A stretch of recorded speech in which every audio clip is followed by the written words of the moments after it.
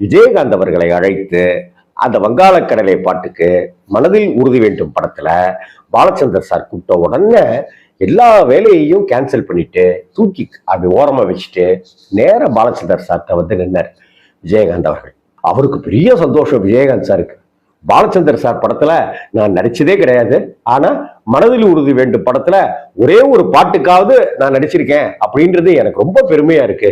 Balachander sir எவ்வளவு பெரிய director, அவரு என்னைய கூப்பிட்டுருக்காரு, அவர் படத்துல நான் இருக்கேன்றது எனக்கு போறியா அப்படின்ற அளவுக்கு சந்தோஷப்பட்டிருக்கார் கேப்டன். இந்த படத்துக்கு விஜயகாந்தை அழைத்து நடிக்க வைத்ததற்கு சம்பளமாக ஒரு தொகையை பாலச்சந்தர் அவர்கள் ஒரு தொகையை ஒண்ணு கொடுத்ததுக்கு அவர் அதெல்லாம் ஒன்றும் வேண்டாம் சார், நம்ம டைரக்டர் சார் கூப்பிட்டுருக்காரு, நான் வந்து நடிச்சிருக்கேன், சம்பளம்லாம் எனக்கு தராதீங்கன்னு ஒரு ரூபாய் கூட சம்பளம் வாங்காம அந்த பாடல் சீனுக்கு நடித்து கொடுத்து விட்டு போனவர் தான் புரட்சி கலைஞர் கேப்டன் விஜயகாந்த்.